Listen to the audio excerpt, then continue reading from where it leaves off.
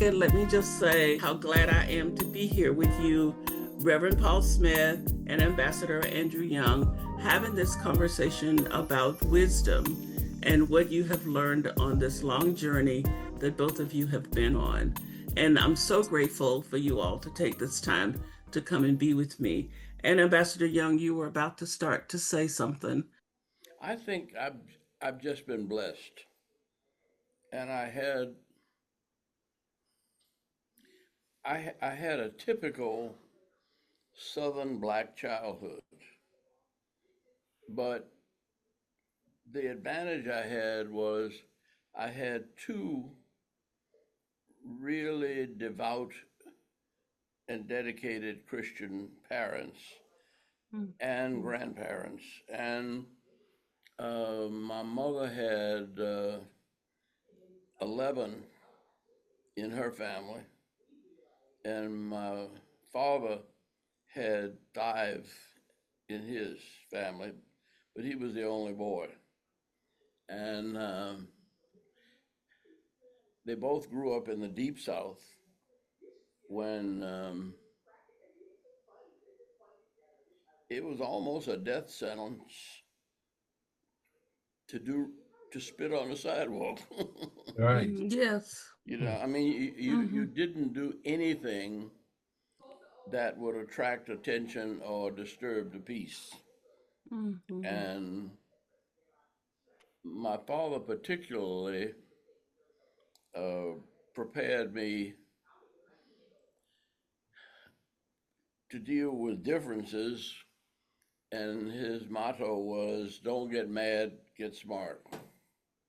If you lose Hmm. your temper in a fight, you lose the fight.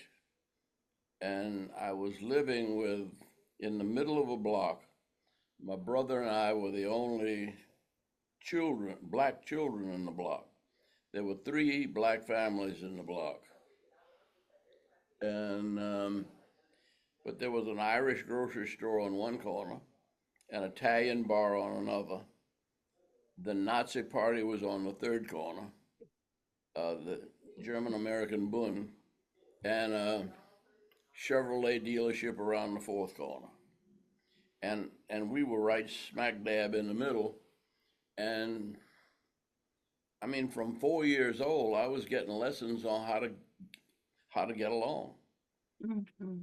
And my Hmm. father took me to see the 1936 Olympic Games on Movietone News because he wanted me to see how Jesse Owens dealt with Hitler. And when Hitler walked out of the track meet after Jesse Owens won the 100-meter dash because he didn't want to present him with the medal. Hmm. And my daddy said, "Now watch what Jesse does." And I said, he doesn't seem to be doing anything. He's going on about his business. He's practicing starts for the next race. And he said, Hmm. exactly. He said he is not letting this other man's problem become his problem. Hmm. He's not getting angry. He's staying smart. Hmm. And he always said, your mind is the most powerful weapon you have. And he was 5'4", and I think I got to about 5'7", maybe 8, I don't know. Uh, and he said, "You're never gonna be able to beat up anybody, Hmm. everybody." Hmm. And he said, Hmm. You probably will. You can hold your own with anybody if you don't lose your temper." And I Yes. think "don't get mad, get smart" is, something that's helped me from 4 years old. Well, I want to hear you, Paul, respond to that same, like where did you begin with the lesson that was a sustainer through this journey, and that can build on what Ambassador Young just was sharing. Okay, so somewhat similar to Andy's situation, I grew up in South Bend, Indiana, which is where Notre Dame is, a Catholic university. and a very well-known um, president, Father Hesburgh, who was very close to, of course, to Dr. King. And Notre Dame was also a very liberal school. And so I knew what a university was like, although at that point there weren't that many African Americans going to Notre Dame. But my education about what to be and how to act began on my grandmother's porch. My grandmother ran a rooming house, and she was also my Sunday school teacher. And I was kind of, rambunctious when I was growing up, and no one thought I would ever be clergy. And my grandmother kept saying to my parents, "Leave that boy alone. He's going to be all right." And but I watched all these people coming from work, mostly professional, who would come get off the bus, walk past Granny's house, and say, "Ms. Overby, can I come and sit a spell?" And of course, she invited them to come and sit. And I was in a rocking chair just next to almost at the feet of my grandmother. And I wondered what was the magic that all of these people at the end of a long day wanted to have a conversation with my grandmother. And I listened to their conversations, and there was a lot of racial unrest that was going on in South Bend at that time. This is 1935. But I was curious about how how I would fit into that kind of environment. But I was buoyed by my grandmother's faith in me and her faith in the Baptist Church in South Bend, Indiana, Reverend White. And so between Granny and Reverend White, I learned, number one, what it meant and how to be in front of a large group of people who had many of the values that I had. I learned how to get along with basically immigrants because there were a lot of immigrants in South Bend at the time because there were three major plants: Bendix, Studebakers, and I've forgotten, and Singer sewing machine. And most of the workers there were all white, so I could watch all these white men coming past my grandmother's house going to work. And I wondered, well, where are the black people? My father was physically very small, so he would never have been able to work in a plant. So I wonder what was the difference there and why weren't we as black people represented in that? So that was my first awareness of, quote, color. The second was my pastor, who really was my mentor at that time, Reverend White, Bernard L. White. And he kept telling us we could become somebody by getting an education, that the secret to getting beyond the whole racial unrest and the things that were happening racially in South Bend at the time was to get an education. Well, I thought I was somebody because I had been invited to preach at my home church and other churches and so forth. I didn't think I needed an education, and churches were very interested in this kid who was sort of a boy preacher and had some sense. But my grandmother kept saying to me, "Son, you got to get an education." So I knew there was some value in education. And even when I was offered a part-time job in one of the churches, she appeared at the church with the deacons and said, in essence, "Leave my grandson alone. He's got to go to college." And so I knew something was magic about education. I didn't know quite what that was at the time, but Granny kept tutoring me, kept making sure I stayed out of trouble, uh, made sure that I spent time in church. I sang in the choir, although I couldn't sing. But most of all, she kept me, she really kept me grounded. And by the time I was 16, I was headed to Talladega College. So it was a wonderful, wonderful growing up period. And I learned a lot about what it meant to be somebody, particularly with education. And one other thing that was good about that, I was fascinated by language. Education taught me how to speak, but also how to use big words. I love big words. I don't know about you, Andy, but I love using those big words. 'Cause people listen when you use big words. And so I learned how to use big words by, by going to college and, listening, sitting in those English classes and so forth. So that was pretty much my grounding at that time. Granny's porch, rooming house, people from the community coming by, wanting to talk to Odie Overby. My grandmother began to lose her sight around 80, and I had to read the Bible and read the newspaper and find out what the number was. And because Number. she was fascinated by the lottery. And nobody else in my family believed in gambling, but Did she and win? my grandma was always right, the one that was right.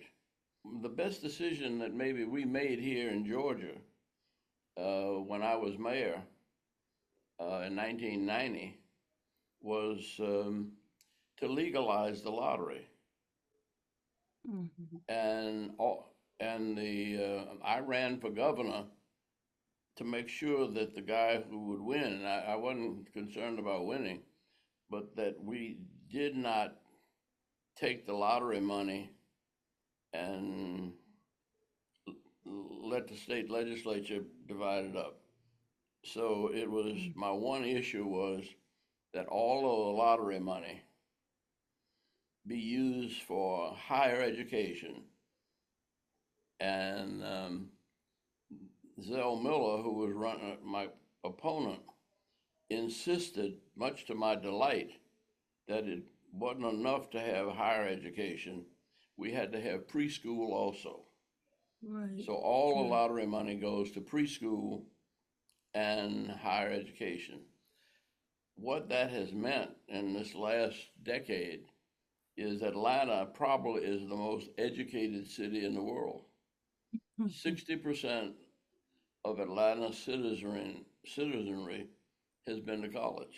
Do you think, Ambassador Young, that your grandmother's um, propensity for the lottery, for the numbers back, the ticket, do you think that influenced your attitude toward the I know it lottery? did. Yeah, I mean, that was yeah. the ones that I said, I don't like gambling. I don't gamble. I Mm-hmm. never did. I don't play the numbers. But my Mm-hmm. grandmama did it, and my grandmama wasn't, I don't know why, but she liked it. She didn't play but 10 cents or 15 cents at Yes, most. yes, yes. And Mm-hmm. I said, it's fun for her. And Mm-hmm. she was also already, by the time I was aware of what was going on, in her, she was hitting 80. Mm-hmm. And I said, my grandmama wasn't wrong. If she played the lottery, there's some good in the lottery. Well, so I want to switch gears a little bit and ask you all, you've described very beautifully Can I tell this one big, other story?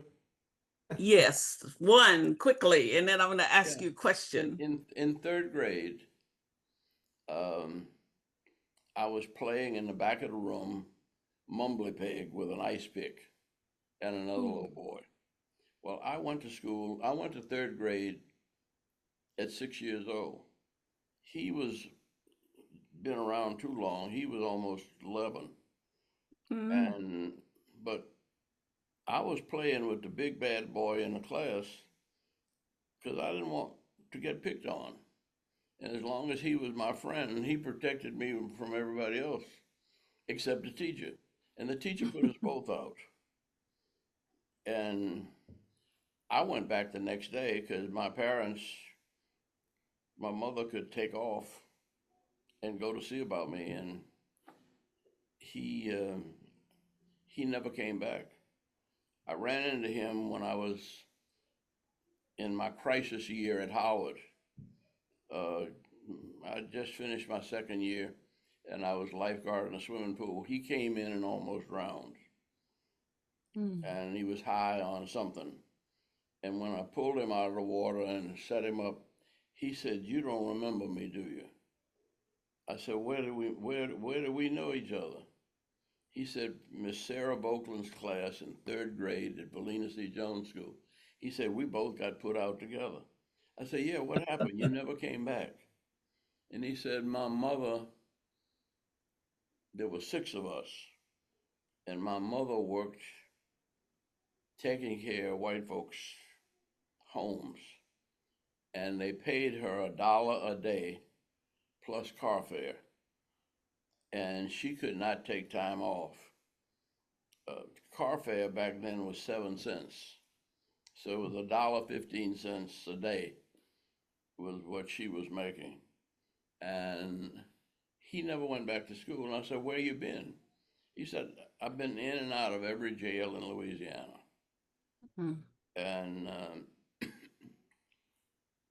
I said I was in school and about to drop out because I didn't want to be a dentist. And that's what my daddy wanted me to be. And I didn't know what I wanted to be. And he said, nigga, if you ever drop out, if I ever hear you dropped out of school, I'll track you down anywhere you are and I'll beat the living so and so out of you.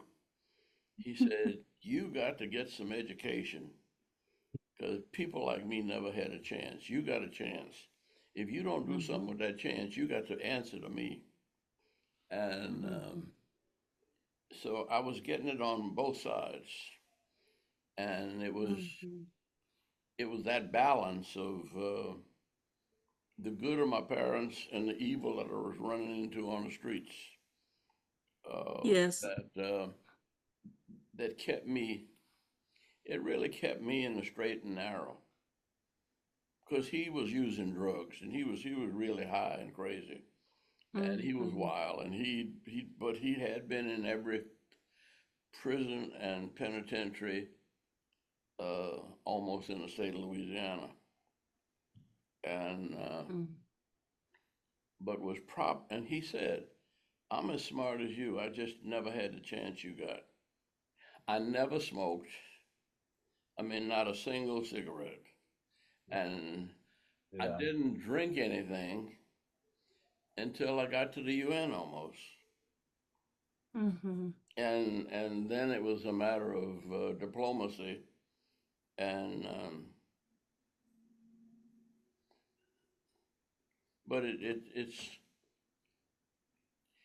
was more because I was a wannabe athlete that I didn't smoke and I didn't drink.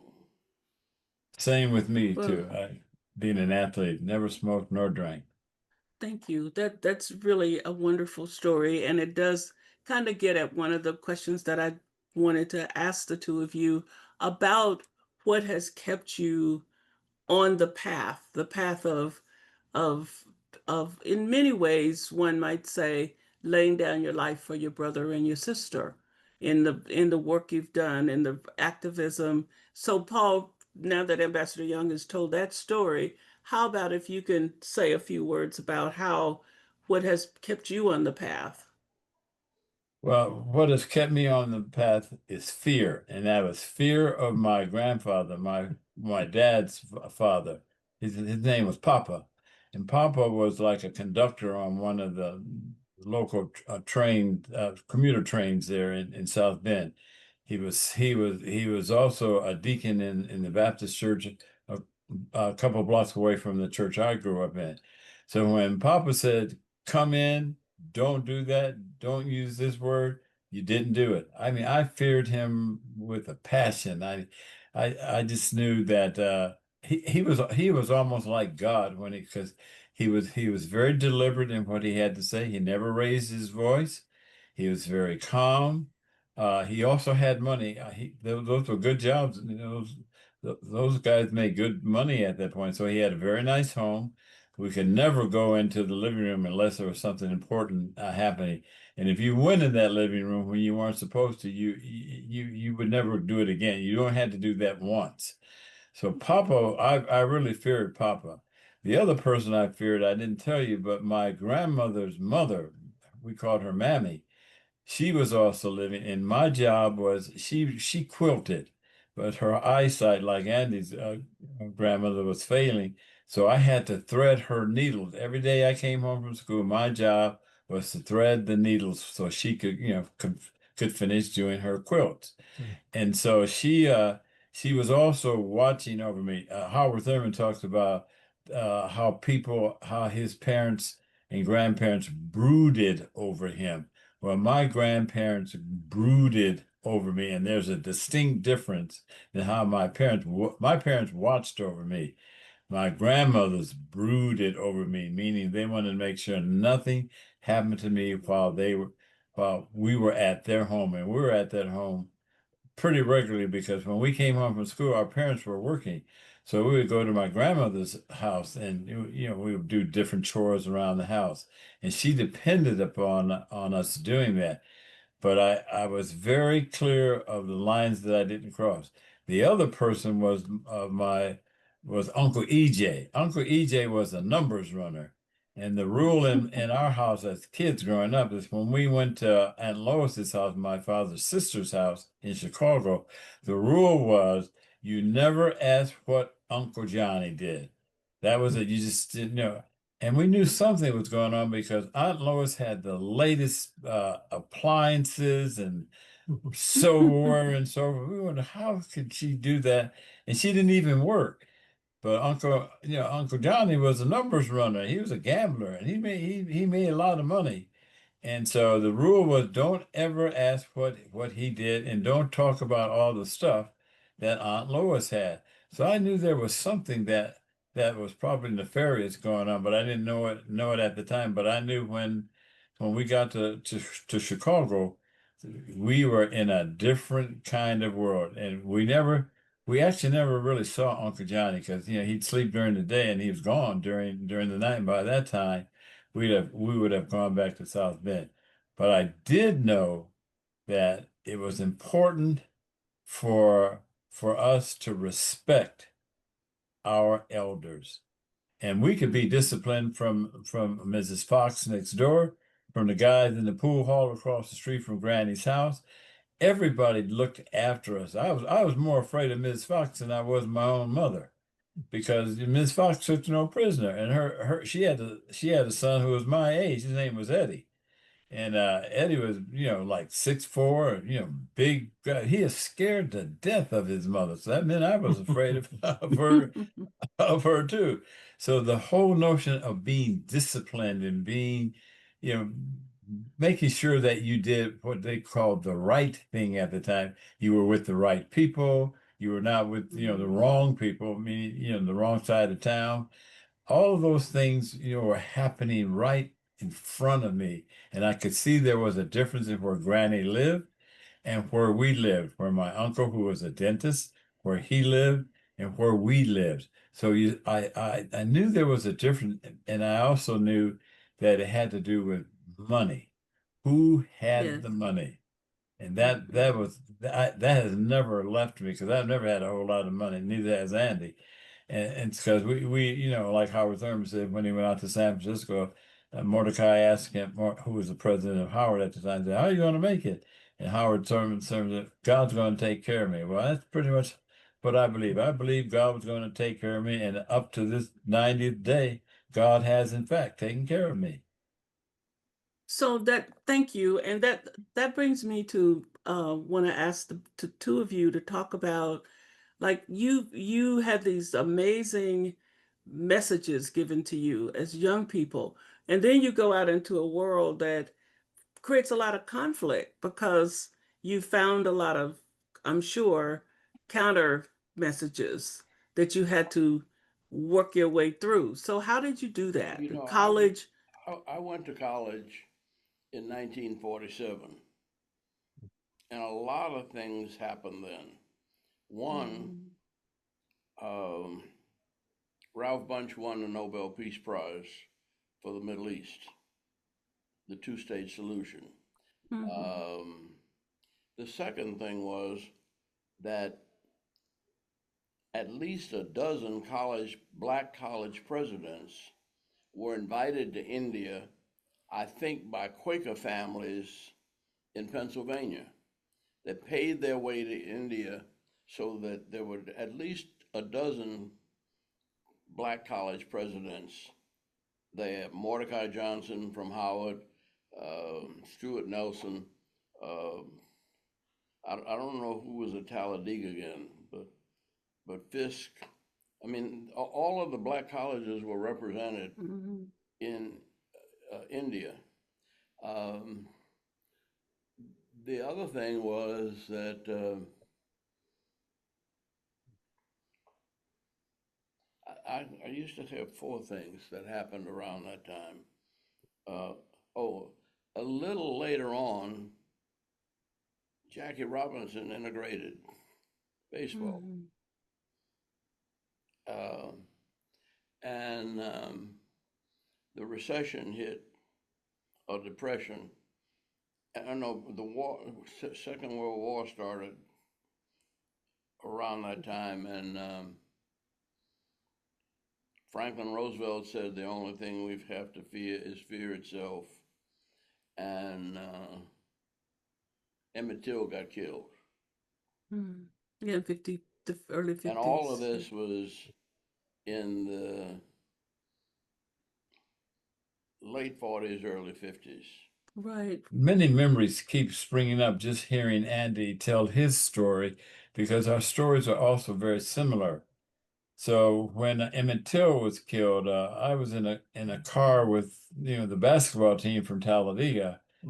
Driving to we were going to Itta, Mississippi, to one of the black colleges there, and we heard it on the car radio that Emmett Till had been killed, and we were scared to death. I was like 17 years old, and my brother was also on that basketball team. And in fact, most of us who were on the team, who were on the starting team, we were northerner. We were from the north. The other players were from the south and had not had the kind of basketball. I came from Indiana. Indiana was a basketball state, but I remember how frightened I was in the coach's car, because we didn't have buses then. The coach drove his personal car, and someone else from the administration drove another car. So there were just 10 of us in those two cars, and I just remember being panicked that we were in the state of Mississippi and all these things had been happening. Yeah. So I really was frightened by that. You were caught in the tragedies of life, but you also saw the conquest of life by people that you admired. The other thing is that I never understood the significance of it, but I was 9 years old, and my teacher took us to see Thurgood Marshall in a federal court case. And I didn't know what they were saying, but all I knew was this tall, skinny black man was in charge of that court, it seemed. And when he would cite a case, and the clerk would go back in the back to get the law book, when he came back and gave the book to the judge, Thurgood would say, "Your Honor, I think you find that in the upper right-hand corner on page 296. I said, "Damn." Yes. Got his stuff together. Yeah. And so, I mean, I was exposed to a lot of good and evil. Right. Right about the time I was 12. From 10 to 15. And Paul? Yes. The other thing that Andy brought to mind for me was the importance of the NAACP and I've forgotten the name of Andy, you may remember the big black church in Chicago where Joe Jackson was the pastor. Well, Adam Clayton Powell and others, they just held forth in those big churches. So whenever they were in town to preach, they had, people, the Klan was throwing acid on the cars outside, although those of us who were attending, going to hear these ministers, these people, they were throwing acid on our cars. So every Friday, I would leave Talladega College in Talladega, Alabama, with about 5 other students, maybe 10, in my psychology professor's car, and we drive to Montgomery to hear Dr. King and to hear Adam Clayton Powell. So I knew something important was going on. I wasn't quite sure I wanted to be a part of it, but I knew I should be a part of it. And it wasn't until I really met Andy that I understood the significance of all of those wonderful speakers, uh, basically from Chicago and Detroit, coming to Talladega, talking about the importance of the civil rights movement and opportunity for African Americans. And because of that, I really just did, my fear went away because I knew I felt I was protected by the significance of these ministers. They were well known. They were unafraid. They got things done. They put their lives in danger like Andy did.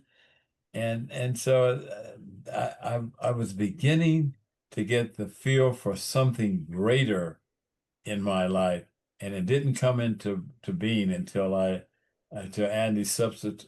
There was fear that Dr. King, who was invited to speak at my college, that if he didn't come, they needed a backup, and Andy was that backup, and that's where I met Andy, and so he was the backup for that. Tell them how you got me there. Well, so just before you do that, I want to say I want the two of you Yeah. to talk about your friendship because friendship is one of the keys to being able to live in the world without crumbling in the midst of trouble. And you all have a 70-year friendship, of 70 Well, maybe plus. there were So, that group that invited me to Talladega really had invited Martin Luther King. Yes. And they realized that they put his picture on the front of Time magazine and they thought he might not be able to come. And they called me and asked me if I would come as a backup in case he had to cancel. So mhm. it was a blessing, and I Mhm. was honored because I had seen him once, but I'd never met him. Mm-hmm. Mm-hmm. And Paul, you want to say a little bit more about that Yeah, time now?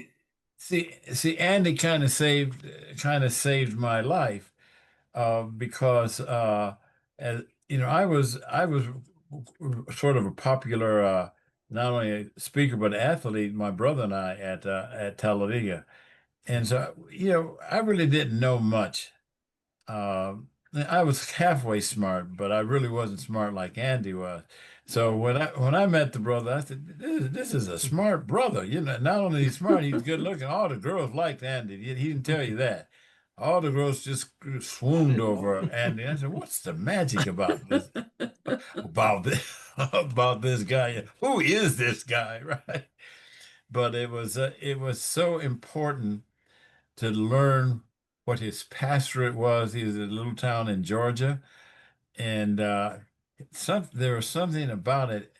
And at the end of that, I don't know if you remember, Andy, it's when you invited me, because I was graduating that same year from Talladega. You invited me to come to Savannah, Georgia, and get involved in the movement. And I told you that why did I need to do that? And you kept telling me that I needed to do that. Well, my dad had given me $100 and the car when I graduated from Talladega. And I said, Andy, do you realize how much $100 is? And I went to Detroit where my sister lived. I had everything going for me.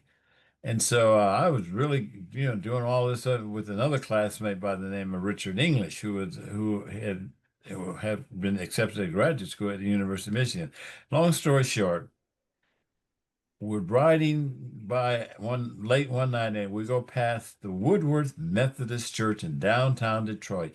And on the marquee, there was the words, Dr. Benjamin Elijah Mays, the president of Morehouse College, was our guest preacher. And you know what his title was? Mm. Everywhere I turn, I find Jesus. It stopped me in my tracks. Just stopped me in my track. And Richard said, "What's wrong with you, man?" I said, Man, I gotta come hear Dr. Mays." And he said, "Are you crazy?" He said, "Man, you see, in those days, you were required to go to chapel at those black schools." He says, "Why would you want to go to church? You just graduated. Why would you want to do that?" But I insisted, so I went to church, heard and met Dr. Mays.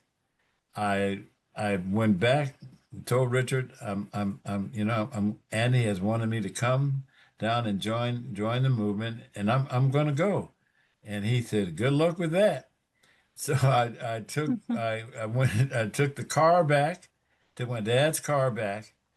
I gave him I had like $60 left. Gave him the money, and it's the first time in my life I had seen my father cry because he knew the significance of the decision I had just made. And so I Mhm. joined Andy and his family down in Savannah, Georgia.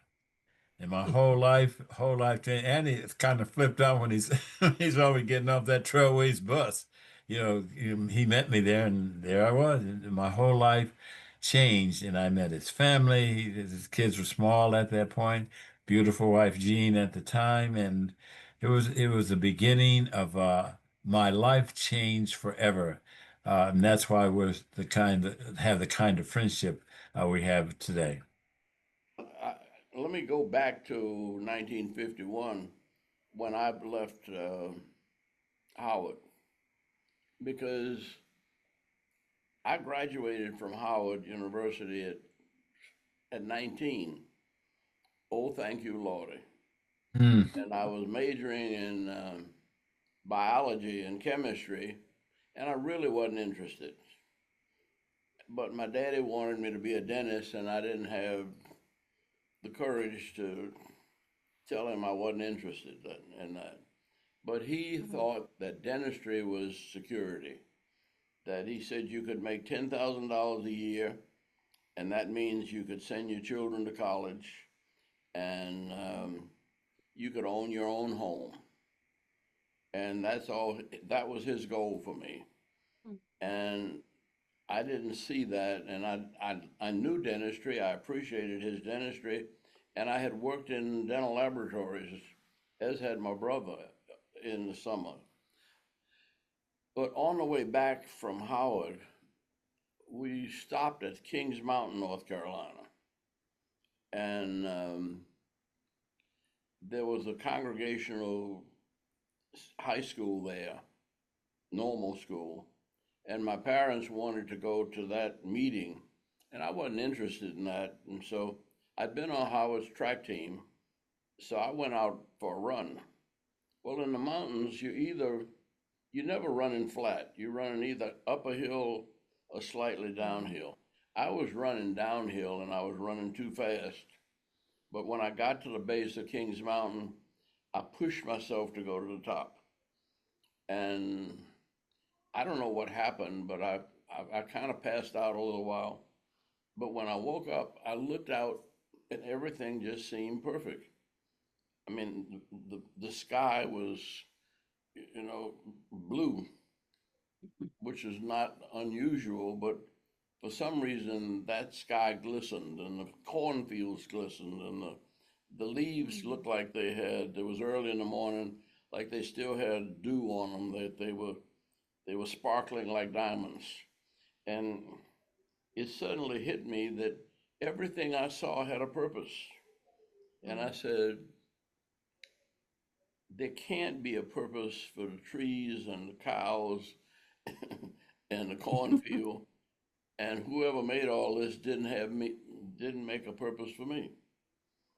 And I decided that, well, whenever I find something that nobody else wants to do, and I think it needs doing, that's my purpose. We've been talking a good bit, and we're getting close to needing to wrap up. But I have one last thing I wanted to ask the two of you to respond to, and that is, what do you have to say to this current generation about surviving in the world that they find themselves having to live in, given your own long journeys and the conflicts and ways in which you have described so many wonderful grounding things. I mean, your grandmothers and their faith and your own faith, and now just your stories about how you got into the work you did. I mean, both of you described really spiritual experiences that But led even you I don't think we forward. were thinking of them as spiritual then. No, Right, we're Look not. back absolutely on it not. now. Because Yeah, that's no, right. no, Yeah, in no. retrospect, that's why I want you to talk about it a little bit, because I think that someone having that same kind of experience might not think of it that way either. People Well, tend to, it's a coincidence or, it's an you know accident, what I but say most about things, coincidence? what? Coincidence is God's way of remaining anonymous. Oh, I love that. Oh, that's lovely. None of us really knew what we were doing, Exactly. but we all knew that what we were doing, God had something to do with. Hmm. Hmm. And I Yes. think I don't know when you come to realize that you are not in control of your own life, but Mm. it's whenever I find something that nobody else wants to do, um, and I think it needs doing, I try to figure out a way to get it done. And I love that. there's nothing that I have done successfully, or even my failures, I didn't know about them the day before they happened. Right. And I Yes, I didn't know agree. I was I going to agree. be meeting Martin Luther King till the day before it happened.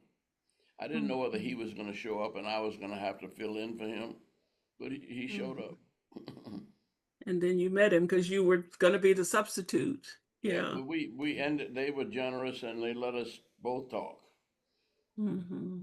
My experience, I mean, if there's such as a spiritual experience, it was watching you and Dr. King, knowing that you had just met and how you just Howard Thurman would say, how you all just is together. And there was something happening inside of me that was deeply moving just watching the two of you. Because I was at that time I was probably 21. And that was another thing. We were too young to be afraid, and we just didn't care. I never cared. I was never afraid of anything, but I knew something was happening You know, because of how you and Dr. King connected while you were at Talladega. well, by that time, I had also, when I first went to Thomasville, about a year before that, I was met by, it seemed like 1,000 Ku Klux Klanmen. Goodness.